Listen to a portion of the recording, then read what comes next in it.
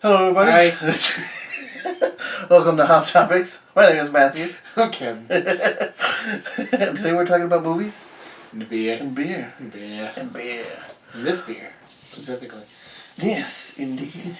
And the movie we're talking about today is another throwback. Yeah. It's Dazed and Confused. Yes, to go with the monthly, theme. Yeah. Somewhat.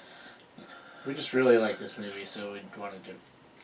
I wanted to talk about this movie for a while, and since there's nothing really else coming out this week that we really wanted to watch, we just decided to do this one. So, yeah. Yeah. Great movie. Very. It's literally just the last day of school for high schoolers. Yep. That's the plot. Yep. That's the whole thing. The whole thing. Yep. It follows the juniors becoming seniors and the incoming freshmen. Yeah. And yeah, it's just one day. That's all it is. One day in the 70s. Yep. 76. May 28th, 1976. Yeah. That's the plot. I mean, it's a very loose plot in this movie, but it's a very good coming of age movie. Absolutely. And yeah, even if you didn't grow up in the 70s, you can still relate to a lot of it. Oh yeah, because even though a lot of that stuff doesn't happen these days, almost none of that stuff happens these days. I think the only consistency is that there are parties and there are cliques. Yes. That teenagers will do anything to get drunk. Yeah. But yeah, it's just a very relatable movie. Yep. Very funny movie. Mm-hmm. And yeah. a lot of these actors, it was a lot of these actors' first movie role too. So, which was also really nice, very interesting. Matthew McConaughey. Mm-hmm. And Ben Affleck. Yeah. I think it was Jason London's first movie role too. Parker Posey. Shoot, I can never remember her name, but she's in every Kevin Smith movie. Something Simone. Yeah. Dang it, I can't remember. Oh man, I can't either. I can't remember. But I love her too. But yeah, she's she's in a lot of Kevin Smith movies. She's in every single Kevin Smith movie. Not every single, but anything that has to do with the main line, Jay and Silent Bob kind of series, where Jay and Silent Bob are offshoot characters. So she shows up in Clerks, and she's one of the main leads in Chasing Amy. And she's in Mallrats. Mallrats. She has a brief cameo in Jay and Silent Bob Strike Back. Yeah. One of the two girls leaving the movie theater. Yeah, and I think she has a brief cameo with Ben Affleck in Jay and Silent Bob Reboot as well. I think you're right. But yeah, her name that will flash on the screen. I'll figure it out. I'll put it up. Yeah. But yeah, I mean, the main things to talk about this movie are really just kind of how quotable it is. Mm-hmm. I mean, you got McConaughey's all right. Yeah, which he actually got from a Doors album. Yeah. Yeah. Because he says he says it four times in between one of the songs. Yeah. Or right before one of the songs starts. But that totally makes sense too, though. It's the Doors would have been out at that time, and he's in his 20s. He's listening to that kind of music, Mm-hmm. Well, so of course he would quote it, and he'd just kind of pass it off as his own thing. Well, to help everybody get into character, the director, who was also the writer of the movie, he gave everybody their own mixtape. Oh, really? Like, to listen to try and get a feel for what the character is about and stuff like that. Yeah. Yeah. Yeah. That's honestly probably one of the best things about this movie is the soundtrack. Oh, yeah. Oh, easily. The soundtrack is amazing. Like, so much so that they spent so much money on that soundtrack. Yes. On the opening song for the movie cost them $100,000. Yeah. Aerosmith. And Sweet Emotion. Yeah, and then they couldn't include it on the actual soundtrack album, which sold millions of copies anyways. Millions. Because they wanted stupidly well. Yeah, Aerosmith wanted more money for it. So it's just sold incredibly well. No. Even without that song on there, it still sold incredibly well. Well, I mean, it's got great bands on it, great songs. Oh yeah, I mean, Leonard Skinner and Aerosmith, Foghat, Alice Cooper. Yeah. I mean, there's just so much good music in that movie. Oh yeah, and it's used so well to set up scenes and everything. Mm-hmm. Like Tuesday morning at the end of the movie when it's like morning and everybody's either going home or like finding the next party or they're drunk and stumbling on. Yeah. It like just sets that nice mood of just like, all right, this is the end of the party. Yeah, it's like everything's winding down, signaling the end of the movie. Coming up. Yep. Yeah, it's used really well. And the music just carries a very significant tone. Like a lot of like Guardians of the Galaxy's soundtrack did. Yeah, very much so. And then for a movie called Dazed and Confused, you'd think it'd have the song Dazed and Confused in there, or Led Zeppelin, but no. Robert Plant's a dick. Freaking Robert Plant. This is the only member of Led Zeppelin that was alive at the time that said no. Everybody else said yes. Yeah. He said no. So they nixed it and they went with Sweet Emotion. Yeah. Because they wanted to play it at the beginning of the movie. But, they went with Sweet Emotion instead. Honestly, though, I kind of like, for that setup, I like Sweet Emotion better. Oh, yeah. I feel like it just kind of leads into the movie a little bit better than Dazed and Confused would.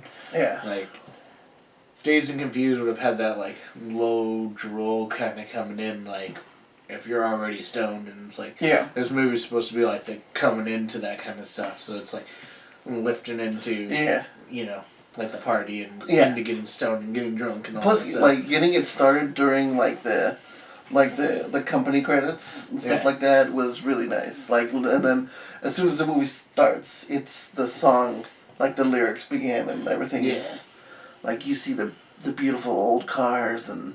Oh, man. And like you get a slow introduction to all the characters essentially. Mm-hmm. Like Mila Jovovich, which is also her first role in this, even though she says I think she literally says 6 words. Yeah, 6 words. She's singing a nonsensical song while she's super stoned. Super stoned, exactly. Yeah. And like she's not even really in the movie that much. Yeah. She's mostly just shown doing stuff. Well, they ended up cutting a lot of her stuff out because her boyfriend at the time, which was the boyfriend in the movie, didn't really like shooting scenes with the other guys and had a lot of conflict outside of that. So he even started a fight with Jason London at one point, and the director had to break it up. Jeez. And so they cut out a lot of his parts. Yeah. Because he didn't really want to shoot other scenes without her. And fun fact, they end up getting married for 3 days after this.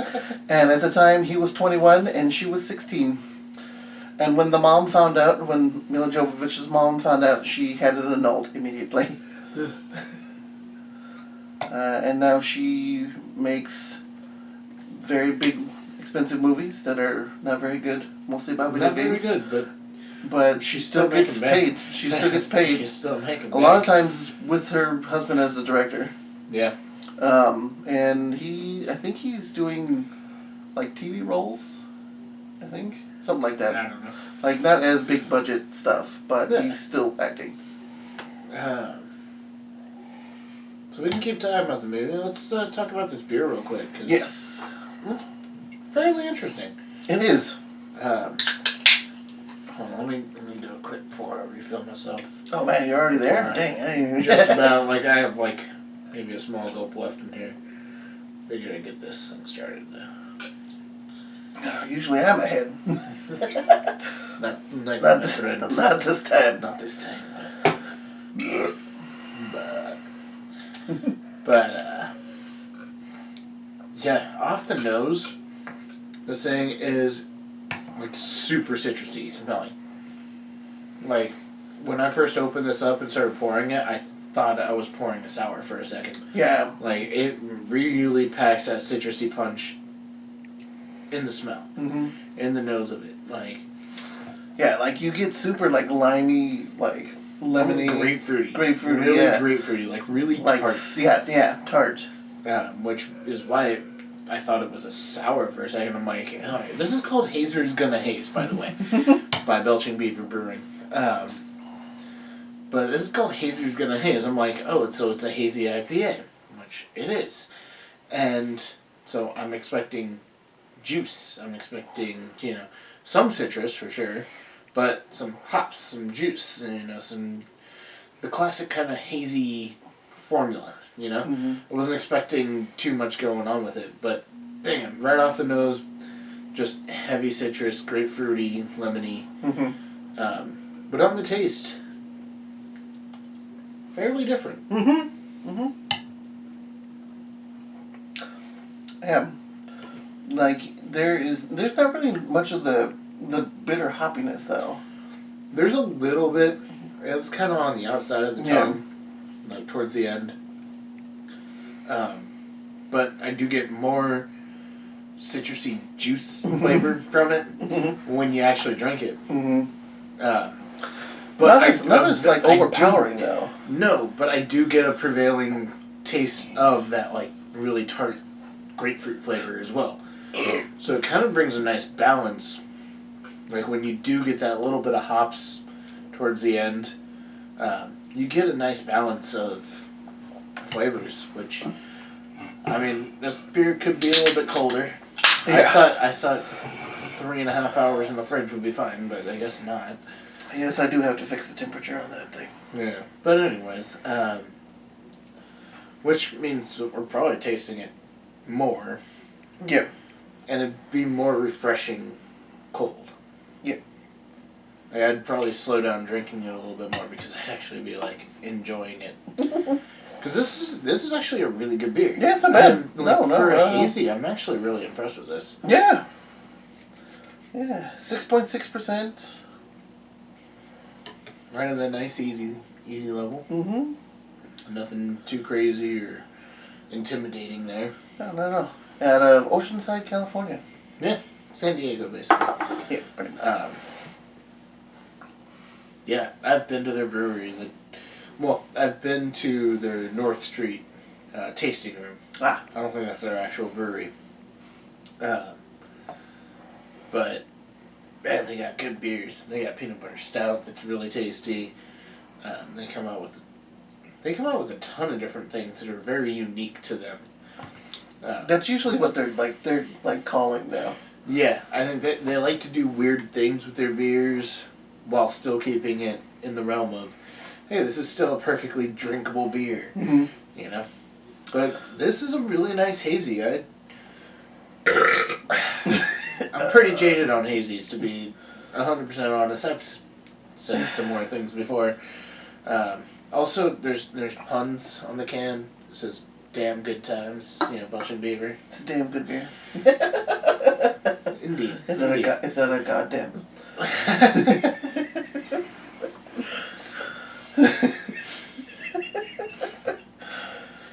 But, yeah, and how this beer kind of ties in with the movie is the whole, hazing rituals of the incoming freshmen by the new seniors. The incoming seniors, yeah. And that's just kind of how it was back in the 70s. I know my parents both went to high school in the 70s, and, they say it's exactly that. That movie is a perfect representation of what it was like in the 70s. Pretty rad. Yeah. I think my dad said the same thing. Yeah. Like, my dad loves this movie. Like, I got introduced to this movie when I was, like, really young. And I didn't know why I liked it so much. I just, every time it was on, I was just like, oh, cool, Dazed and Confused. And I sit down and watch it.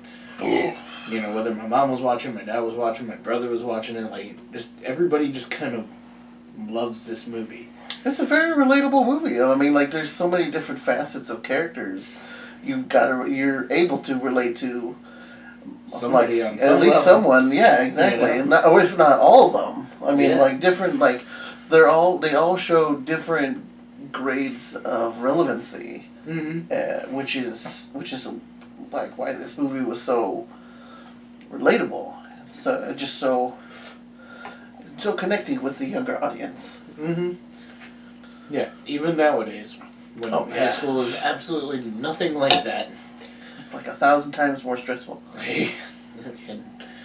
Cause people can't just like, like, hey, I hate you, bam. All right, let's not talk about this anymore and move on with our lives. Yeah. Now it's just deep-seated resentment carried over for years and years into your adulthood. Yep, and then you either take it out on yourself or you take it out on others. Yeah. Modern day school. Back to the hazing thing. Each one of the cast members was put in charge of making their own paddle. Really? Yeah. That's so cool. So every paddle that you see was actually designed by the character. And I mean, that makes sense. The soul pole. Soul pole. Definitely great. Which I think Ben Affleck's was the most remembered one. Yeah. Out of all of them. The FQ. The fuck you. Yeah. So I thought that was also a nice little tidbit there. Yeah. And it's funny, Ben Affleck's character in that movie. It's just, it's like everybody knew that one guy that was just such an asshole. Yep. That he just took joy in making everybody else's lives miserable. Mm-hmm. And yeah, there were actually a couple people like that in my high school. You're not friends with them, you tolerate them. Yeah. They're always good to have around just in case. Yeah, exactly. I would almost always get into fights with people like that. Yeah. I hated people like that. Yeah, so did I. Yeah. But thankfully I never did actually get into any fights with them. Same. Yeah. Yeah. But anyways, how would you like to rate this beer, man? I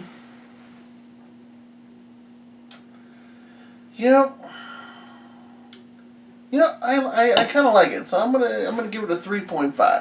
3.5. 3.5. It's up there for, especially since it's a hazy. Mm-hmm.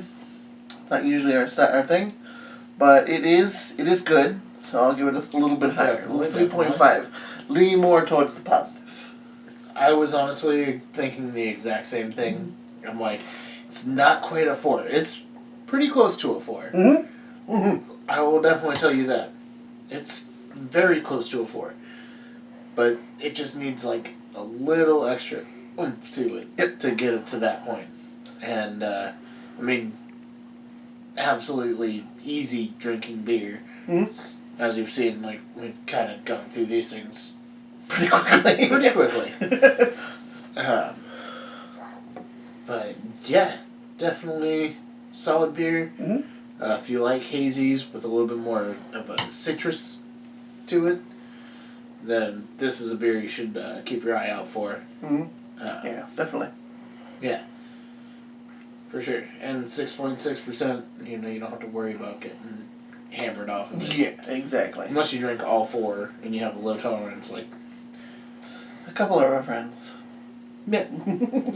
There have been times where all 4 would get me. Same. Yeah. If you haven't drank in a couple of weeks and haven't eaten that day. Yeah.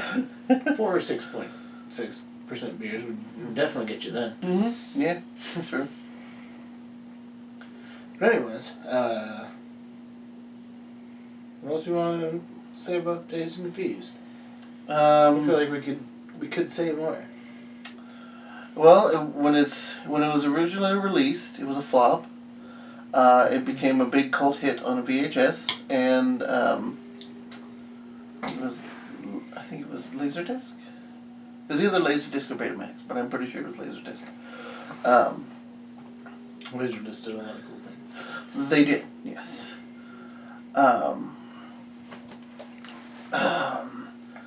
Since Mila Jovovich's boyfriend at the time started so much conflict, they cut a lot of his parts out and they expanded Matthew McConaughey's roles. His first ever scene that he shot was when the car pulls up in the hamburger place. At the Emporium? No. The burger place. The burger place. The burger place. When he pulls up. Yeah.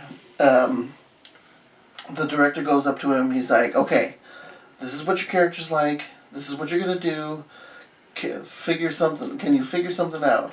Matthew McConaughey's like, sure. Can you give me like a half hour and I'll come up with something? Yeah. And that's where the all right came up. And that's how the whole, like, how he started talking to, like... she's the two geeks that come ride with us, but that's alright, we'll work that out later.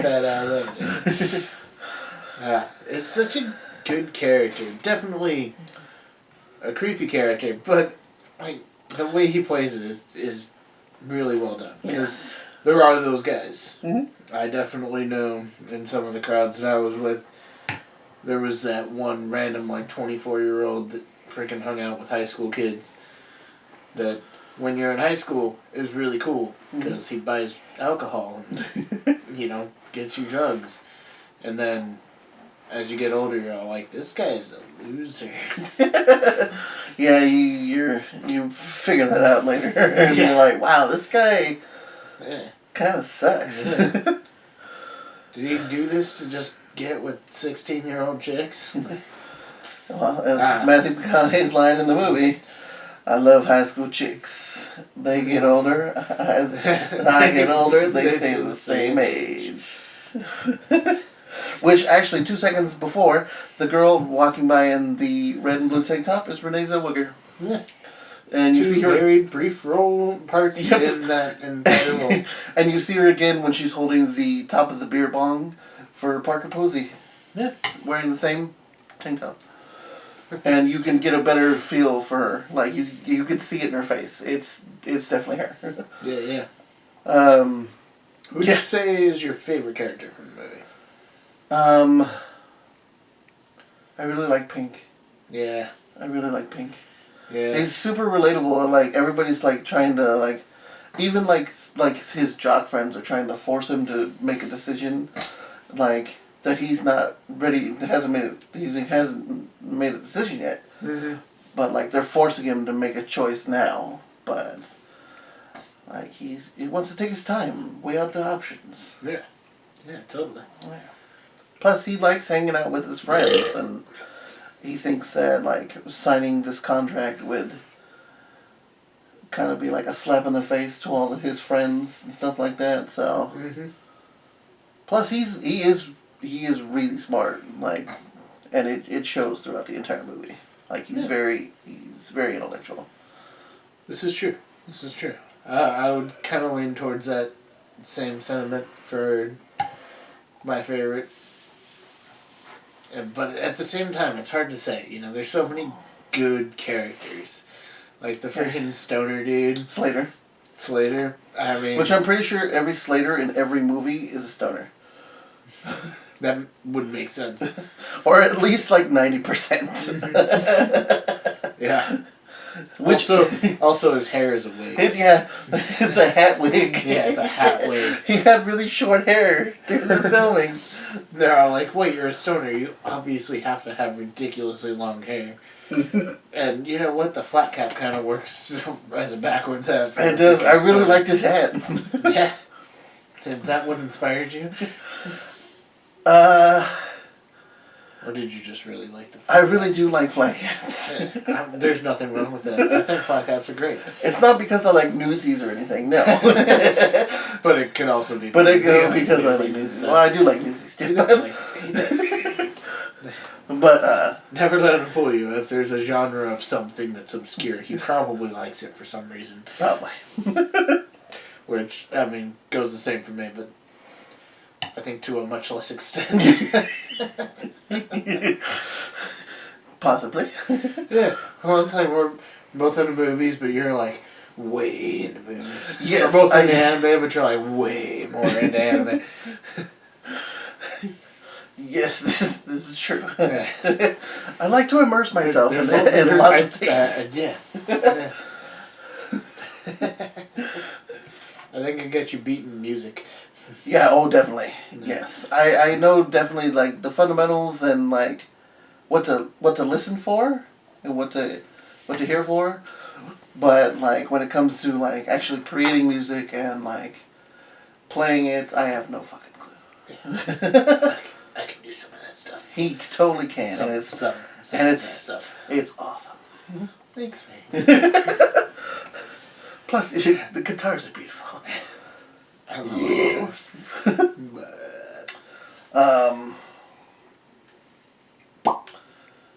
I think that was it. Yeah, I mean, we didn't go through the plot, so if you haven't seen the movie, you have no idea what the heck we're talking about most of the time. Well, we've only seen the movie once, but it was like 10 years ago. Like, you still have no idea what the hell we're talking about. Well, I mean, it follows both the incoming seniors and the incoming freshmen. The incoming seniors are hazing the freshmen, like they were when they were incoming freshmen. Yeah, but then they take them along with them to have a good time. It's like, they haze them, and then they're all like, all right, cool, let's get you drunk. Yeah, exactly. All right, you're cool. You're cool. You can hang out. You can hang with us. It's basically an initiation into high school. Mm-hmm. And to that kind of life. And so that you're just like, you're already introduced to your upperclassmen, like, as soon as you get to school, instead of having to be at school and, like, learning all that shit on the fly. Yeah. Like, watching this as a young age, I was really terrified. Like, I was really scared for going into high school. I was like, oh crap. Yeah. This is gonna happen. Nah, my dad would always be like, man, this crap never happens anymore. This crap never happens anymore. You guys are weak. This never happens anymore. It's like, well, yeah, you're right. And I'm glad. I do not want to have my ass paddled by freaking seniors. Yep. It sounds awful. Yep. But, especially, 13 years old? Yeah, exactly. But I mean, like, back then, like, there was also, like, more corporal punishment, especially where they were. Where the place is said, there's definitely a lot more corporal punishment. Like, whooping the child and stuff like that. Oh, yeah. Like, I mean, it's set in Texas. It's set in Austin, Texas, so... In the 70s. In the 70s, yeah. They were... I mean, Nobody has any problem smacking a kid. Exactly. I mean, the mom pulled the shotgun on Ben Affleck. Then you know what would have happened if she had shot him? Parents would have been all like, well, dumbass shouldn't have been on your lawn, so... Yeah. She should have been on the property. Yeah. I think that's about it. That's about it for me. I didn't think I was going to be able to talk about this movie as much as we did, to be honest. True. It's like, if you look up this movie on YouTube, all it is clips from the movie and the movie. So if you or like the making of, which is also an hour and like 20. I think it's longer than the movie. Longer than the actual movie. Yeah, that wouldn't surprise me either. But yeah, it's like there's no in-depth analysis of this movie because there's no in-depth analysis to be had. Mm-hmm. It's literally just life as a teenager. Yeah. In the 70s. That's it. Mm-hmm. That's the plot. As I've said, that's the plot. Yep. And, it plays out as such. It's very, very well done. Mm-hmm. Acting's great. The music's great. The, direction's great. Like, it's one of the few, like, American movies in the Criterion Collection. Mm-hmm. It's like, most of that's, like, Akira Kurosawa films and, like, foreign, films, like foreign art films and stuff like that.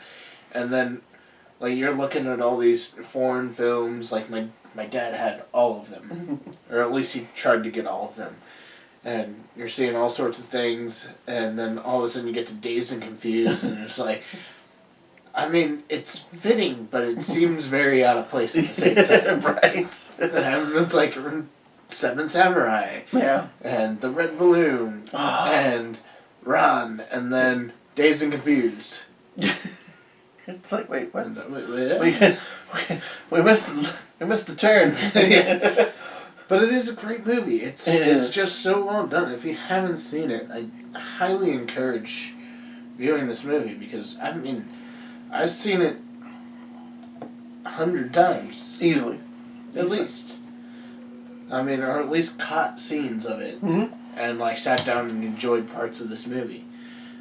There are times where I'll just turn it on.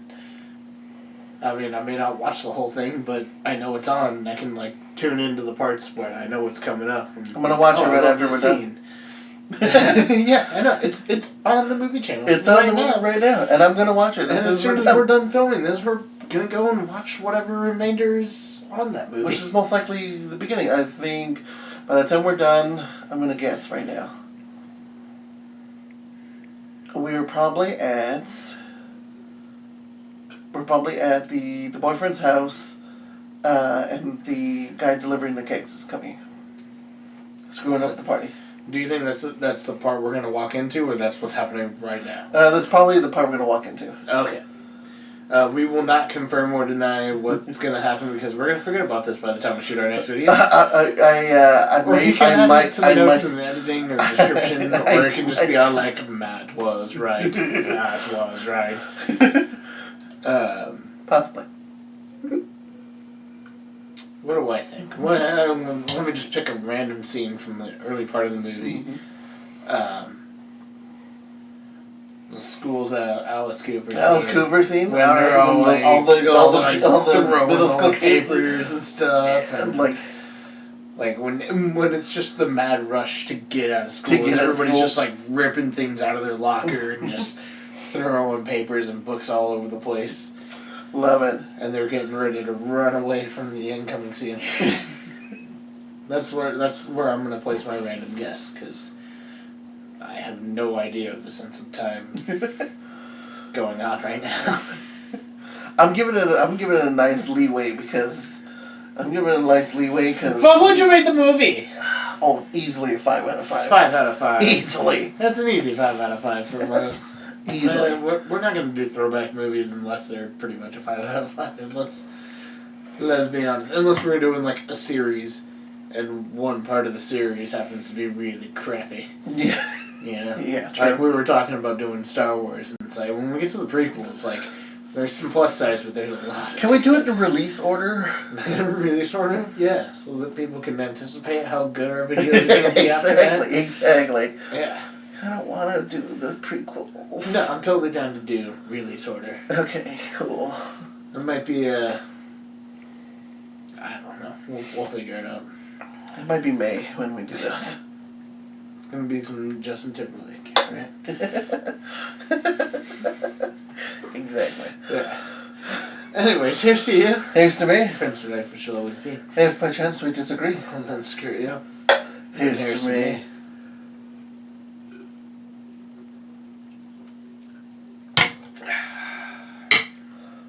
Cheers. Cheers.